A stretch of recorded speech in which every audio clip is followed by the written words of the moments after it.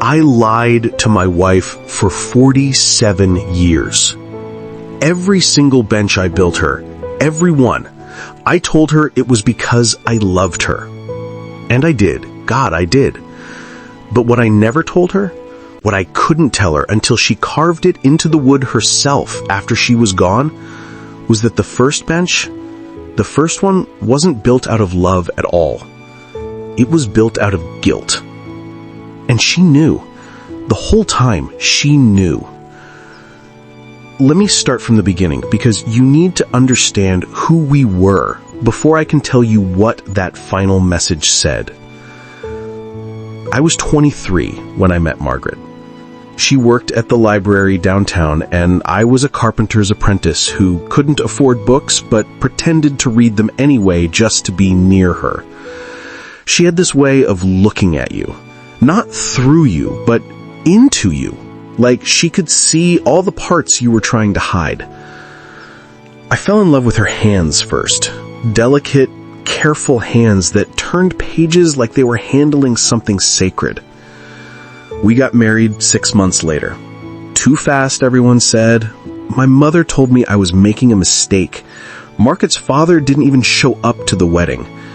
But we didn't care. We were young and stupid and convinced that love was enough. It wasn't. The first year was hell. We fought about everything. Money, my drinking, her silence when she was angry, my temper when I was scared. I worked long hours and came home smelling like sawdust and sometimes whiskey. She worked at that library for barely anything and came home exhausted, and instead of helping her, I'd complain that dinner wasn't ready. One night, I'll never forget this, she asked me why I married her. Just like that. We were sitting in our tiny apartment, and she looked at me with those eyes, and she asked me why. And I didn't have an answer. Not a real one. I said something stupid like, because I love you, but even I could hear how empty it sounded. She didn't say anything. She just nodded, went to the bedroom, and closed the door. I slept on the couch that night, and the next night, and the one after that. On the fourth night, I couldn't take it anymore. I went out to the workshop where I was apprenticing, and I stayed there until 3 a.m. I built her a bench. A simple one. Pine wood, nothing fancy. I carved her name into the backrest. Margaret. That's it. Just her name. I brought it home before dawn and put it on our tiny balcony. When she woke up and saw it, she cried. Not happy tears, I could tell, but something else. Something I didn't understand yet. She sat on that bench every morning after that, with her coffee, watching the sunrise. And I thought I'd fixed things. But I hadn't. Not really. That bench became our tradition, but not for the reasons people think. Every year after that, on our anniversary, I built her a new bench. Each one different. Each one meant to say something I couldn't say out loud. The second bench I built after our first real loss. Margaret got pregnant that second year. We were terrified and excited and completely unprepared. We picked out names. We painted the extra room yellow. We told everyone. She miscarried at 13 weeks. I didn't know how to handle it.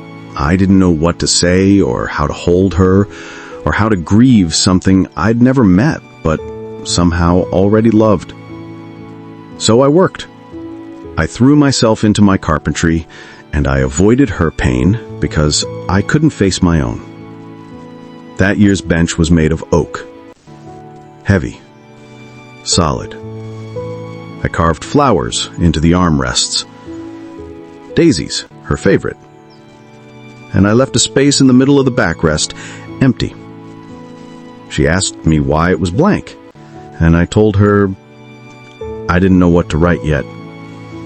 She sat on that bench and cried for hours that night. And I sat next to her finally. And I held her hand, and I didn't say a word. We never did fill in that blank space. The third bench came after I cheated on her. I'm not going to make excuses. There aren't any. I was working a job 3 towns over, staying in a motel during the week, coming home on weekends. There was a woman. It happened twice. I told myself it didn't mean anything, that Margaret never had to know, that I could just bury it and move on. But guilt is a rot. It spreads. I started drinking more. I started picking fights over nothing. I couldn't look Margaret in the eye. And she knew. Of course she knew. She didn't ask, and I didn't tell. But there was this new distance between us that felt like miles. That year's bench was made of cherry wood. Beautiful, but it stains easy. Shows every imperfection. I didn't carve anything into it. I just left it smooth, unfinished in a way, like I couldn't commit to making it complete. If you like stories like this, then like and subscribe. Margaret never said a word about what I'd done, but she started sitting on that bench differently. Not peaceful, like before. More like she was waiting for an apology, for the truth, for something. I never gave it to her. Not then. The 4th bench, the 5th, the 6th, they kept coming, year after year. Each one was a chapter. The bench I built the year my father died. The one I built the year we finally scraped together enough money to buy a real house. The one I built after her mother passed and Margaret didn't speak for 2 weeks. The bench I built the year we tried to have another baby and couldn't. Each bench told a story, but I was still lying. I was still hiding behind the wood and the craftsmanship, using them as a shield instead of a bridge. By our 20th anniversary, we had a backyard full of benches, 14 of them, scattered around like gravestones. People who visited thought it was charming, romantic. They'd take pictures and ask about the tradition, and Margaret would smile and say, "He builds one every year." But she never said why. I think she didn't know, and I think that's what hurt her most. The years kept passing. I got better at my craft, started my own carpentry business, made decent money, hired a couple of guys to help. Margaret retired from the library and started volunteering at a community center, teaching kids to read. We grew older. We grew quieter. We stopped fighting, which sounds like a good thing, but it's not. When you stop fighting, it means you've stopped caring enough to try. The benches got more elaborate. I had the time, the skill, the resources. I built her a bench with a curved back that looked like a wave. One with legs carved to look like tree roots. One with inlaid stones I collected from a trip we took to Maine. The only real vacation we ever took together. But they were still lies. Beautiful, intricate, carefully crafted lies. On our 45th anniversary, I built what I thought would be the last bench. I was 70, my hands were starting to shake, and I thought, this is it. This is the one that finally says everything. I used walnut, dark, rich, nearly black. I carved our initials into the backrest, R+M. I carved the date we met, the date we married, the dates we lost babies, the date my father died, the date her mother died. I carved every significant moment I could remember into that wood. It took me 4 months. When I gave it to her, she ran her fingers over every carving, every date, every initial. And then she looked at me and said, "You remember all of this?" It wasn't a question, it was an accusation. "Of course I do," I said. She shook her head. "Then why didn't you ever talk to me about any of it?" I didn't have an answer, not one that would have made sense. She sat on that bench for a long time that night, and I sat in the house watching her through the kitchen window, and I realized I'd spent 45 years building things for her instead of building a life with her. Margaret got sick the next year. Pancreatic cancer. Stage 4 by the time they found it. They gave her 6 months. She lasted 8. I built her one more bench during that time, the last one. I built it in the parking lot, in my truck, during her chemo sessions. I built it in the garage late at night when I couldn't sleep. I built it in pieces, slowly, because my hands shook so badly I could barely hold the tools.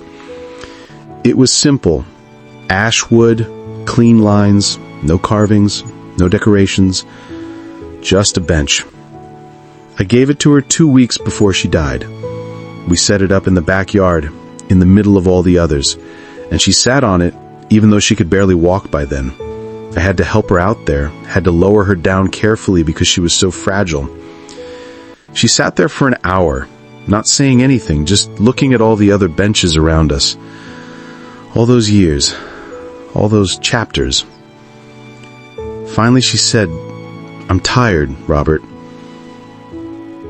I helped her back inside. She died 12 days later. I didn't cry at the funeral. I didn't cry when her friends came by with casseroles. I didn't cry when I packed up her clothes, or when I found her library card in her wallet, or when I heard a song on the radio that she used to hum. I cried 3 months later when I went to sit on that last bench. It was fall, cold, the leaves were turning, and the yard looked like it was on fire with color. I sat down on that ash wood bench, the one I'd built while she was dying, and I felt something under my hand. A carving on the underside of the seat where no one would see it unless they were looking. I got down on my knees, my old broken knees, and I looked. It was her handwriting, carved shakily, probably with one of my chisels she'd snuck from the garage. It must have taken her hours, maybe days. It said, "You built me 47 benches, but you never sat on one with me until I was dying. I forgive you for the woman. I forgive you for the silence. I forgive you for the distance. But I don't forgive you for not believing I would have loved you anyway. Broken, guilty, imperfect in all. That's the only lie that mattered. Next time you build something, build it for yourself and sit on it, and know that I would have sat next to you." I knelt there in the leaves, and I sobbed like a child. She knew about the cheating, about the guilt, about every wall I'd built, and she'd forgiven me. But what broke me wasn't the forgiveness. It was the last part. She would have loved me anyway, and I'd spent 47 years assuming she wouldn't. I built those benches because I thought I had to earn her love.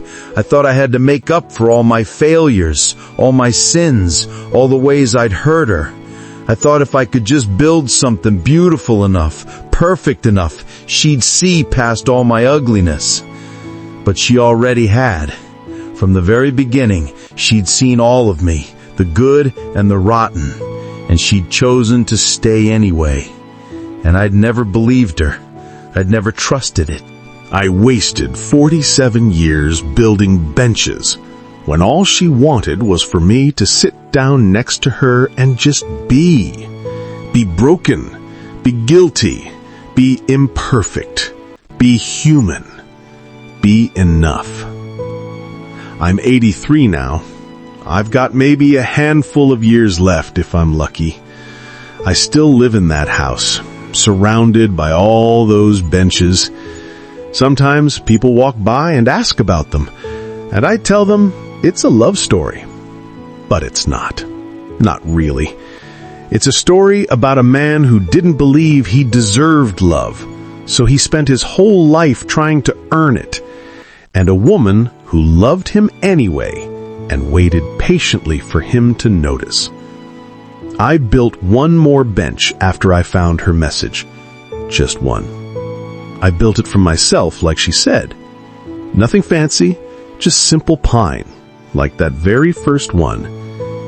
And I sit on it every morning, alone, watching the sunrise, wishing she was next to me, wishing I'd understood sooner, wishing I'd believed her when she chose me.